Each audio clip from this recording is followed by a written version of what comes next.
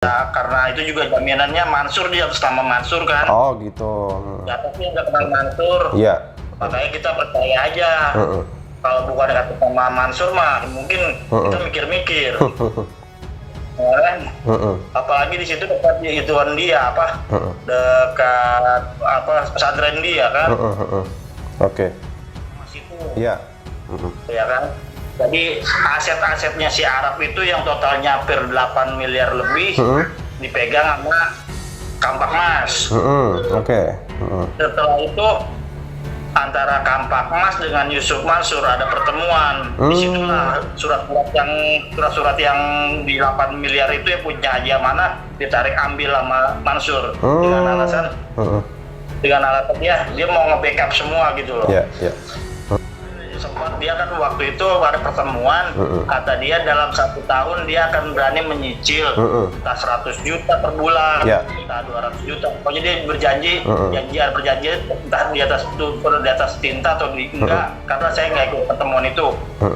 Soalnya kata dia berjanjinya 1 tahun, cuman kesininya pertama lancar 100 juta, tiba-tiba mandek 2 bulan 3 bulan kagak, tiba-tiba turun lagi 20 juta, hanya 20 juta gitu, jadi nggak teratur dianya. Makanya kita ajukan lagi ke ranah hukum.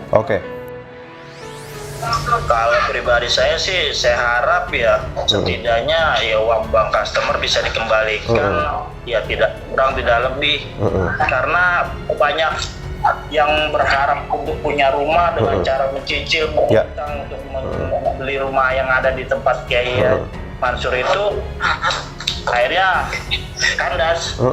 Akhirnya bukan nyepi rumah yang didapat, malah hutang yang didapat. Ya. Pinjam.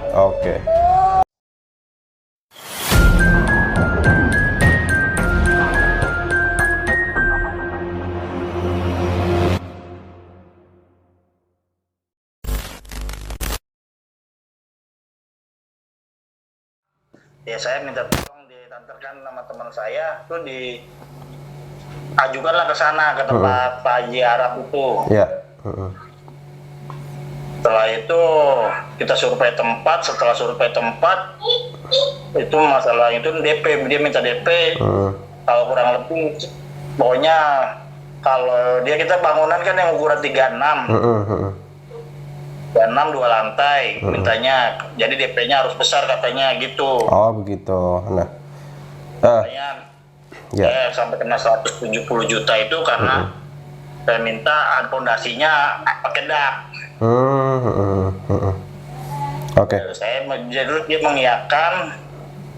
Setelah itu ya berlarut-larut ya seperti itu. Nah, sebelumnya Mas Dairi ini apa tidak terlebih dahulu begitu mengecek lebih dalam, mengcross-check lebih dalam terkait track record dari CV Kesha Al-Mansuri ini? Ini rekam jejaknya bagaimana dalam urusan properti begitu? Karena enggak, saya sih tahu karena tahap pertama yakin bahwa tahap pertama terjadi, ya mungkin saya merasa yakin lah bisa, karena itu juga jaminannya Mansur, dia atas nama Mansur kan. Oh gitu. Jatuhnya nggak kenal Mansur. Makanya kita percaya aja. Kalau bukan atas nama Mansur mah mungkin kita mikir-mikir. Apalagi di situ dekat ituan dia apa? Dekat apa pesantren dia kan. Makanya kita percaya. Jadi alasan terbesar kenapa Mas Dhani sendiri percaya kepada Kesha Al-Mansuri atau Arab ini karena membawa nama besar Yusuf Mansur begitu ya? Betul. Nah, kemudian dari sisi legalitas sendiri, soal kepemilikan tanah sendiri itu Mas Dhani sama sekali tidak meng-cross check begitu legalitasnya bagaimana begitu ya? Kalau pemilikan tanah dari pihak Kiai Haji Amanahnya itu bilang katanya di sini di tanah ini sudah dibebaskan atas nama Mansur. Kiai Mansur gitu dibebaskan atas nama itu. Jadi makanya kita disuruh tunjuk lokasi unitnya di sini gitu loh. Mau didiknya di mana, mau di rumahnya di mana gitu, di sistemnya begitu seperti itu. Tapi tidak ditunjukkan dokumen resminya bagaimana begitu, sertifikatnya legalitasnya? Kalau dokumen resminya kita nggak ditunjukkan. Kalau dokumen resminya kita nggak ditunjukkan. Cuman dia bahwa ada atas nama siapa? Itu mah Haji Amana itu nyuruh anggota anak buahnya suruh kasih lokasinya. Jadi kan memang sebelumnya Mas Dani ini mungkin ini pertama kali ya pengalaman membeli untuk perumahan begitu ya, karena kan kita tahu biasanya apa namanya agen properti atau apapun itu pasti ada set plan-nya bagaimana begitu kan. Kemudian tipe-tipenya itu biasanya kan ada yang serupa begitu kan, tetapi ini tipenya berbeda-beda sesuai keinginan customer begitu ya, nasabah begitu ya. Nah, ini yang saya ingin tahu lebih dalam gitu. Kenapa, bagaimana bisa terjadi ini Yusuf Mansur tiba-tiba datang kemudian mengatakan ingin men-take over segala permasalahan Kesha Mansur, ini ceritanya bagaimana begitu? Kalau waktu itu kan kita sempat dipertemukan dengan Haji Amana berikut dengan apa LSM Kampak Emas itu. Iya.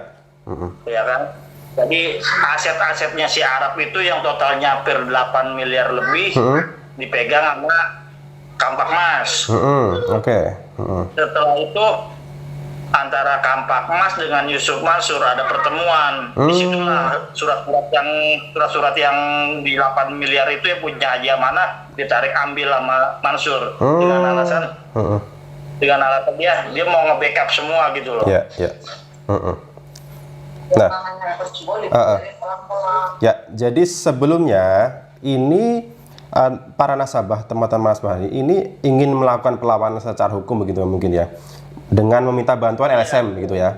Nah, tetapi ketika LSM ini sudah mempunyai dokumen dari aset Kesha Mansur, ketika terjadi pertemuan dengan Yusuf Mansur, justru nah ini aset dokumen Kesha Mansur ini berpindah tangan ke Yusuf Mansur begitu ya. Betul. Nah, ini alasan apa yang disampaikan dari Yusuf Mansur sendiri kepada nasabah begitu? Mengapa beliau itu Yusuf Mansur itu berani begitu mengambil alih permasalahan ini gitu? Alasan Mansur itu katanya dia juga menaruh saham di situ. Alasan dia mengambil alih sertifikatnya si Haji Amana itu ke dia, makanya dia merasa ditipu. Yusuf Mansur sendiri juga memiliki saham di CV Kesha Mansur. Berapa persen, atau mungkin dia memberikan bukti begitu, atau mungkin dia sendiri juga turut serta membeli rumah di situ? Dia cuma katanya 8 miliar lebih. Oke, ya. Oke. Nah, apa yang dijanjikan Yusuf Mansur kepada nasabah sehingga para nasabah teman-teman ini semuanya percaya begitu? Yang tadinya ingin melakukan perlawanan secara hukum begitu, tiba-tiba mempercayai kepada Yusuf Mansur bisa menyelesaikan permasalahan ini begitu. Iya, kemarin sempat dia kan waktu itu ada pertemuan, kata dia dalam 1 tahun dia akan berani menyicil entah 100 juta per bulan, entah 200 juta. Pokoknya dia berjanji, berjanji entah di atas tinta atau enggak, karena saya nggak ikut pertemuan itu. Soalnya kata dia berjanjinya 1 tahun, cuman kesininya pertama lancar 100 juta, tiba-tiba mandek 2 bulan 3 bulan kagak, tiba-tiba turun lagi 20 juta, hanya 20 juta gitu, jadi nggak teratur dianya, makanya kita ajukan lagi ke ranah hukum. Itu draft yang ditawarkan oleh Yusuf Mansur ya, itu sejak tahun berapa Mas? Tahun berapa? Tahunnya? Tahun itunya masuk 2018 atau 19 begitu ya mungkin sekitar 2018 2019 Nah, yang dijanjikan dari Yusuf Mansur sendiri, permasalahan akan segera selesai. Yusuf Mansur menyanggupi akan mengganti semua kerugian dalam kurun waktu 1 tahun begitu ya, dengan cara cicil per bulan nama dia. Dalam kurun waktu 12 cicilan atau 1 tahun gitu ya. Tetapi nyatanya bahkan sampai saat ini menjelang tahun 2024 ini belum terselesaikan begitu ya. Nah, betul. Untuk Mas Dani sendiri, ini kan total kerugian senilai 170 juta. Nah, ini sudah mendapat pengembalian dari Yusuf Mansur, sudah dapat berapa Mas Dani? Kurang lebih hampir 20 juta. Hanya 20 juta begitu ya.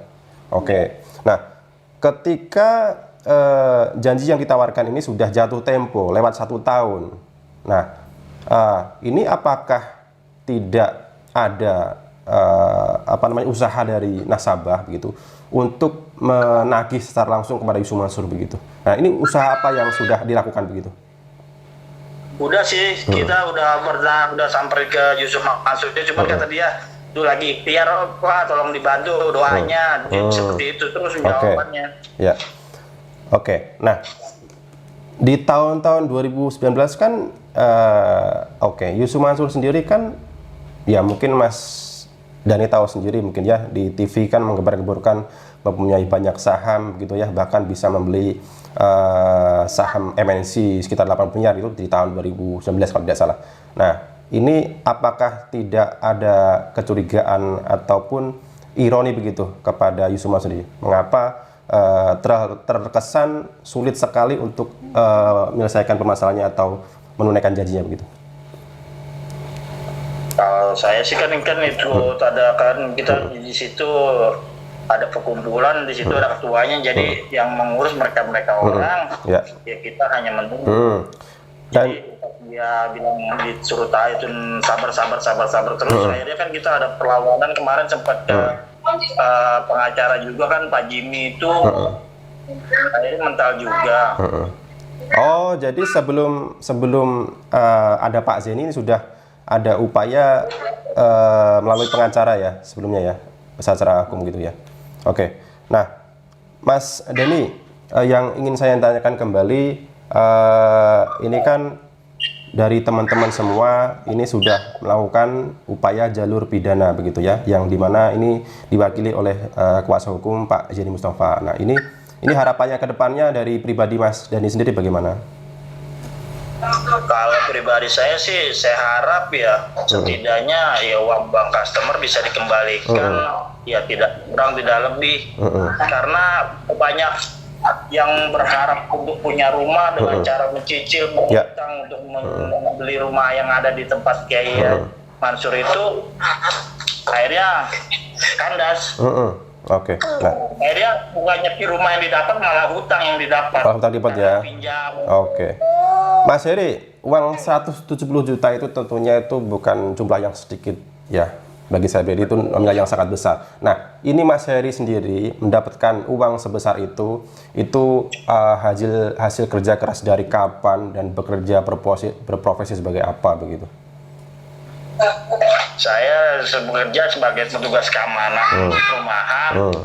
Ya, dengan berharap mempunyai rumah di daerah Jakarta. Jadi saya tiap bulan menyisihkan gaji saya untuk membeli rumah. Tadinya mau membeli rumah kan, karena nggak ada, cuman ada tawaran seperti itu dengan bunga 0% seperti kemana, jadi saya ikutan aja. Jadi saya mau ke situ, mau dari Cengkareng juga berani ke sana. Oke ya, berarti ini Mas Heri kumpulkan ya sedikit dari hasil bekerja sebagai petugas keamanan begitu ya.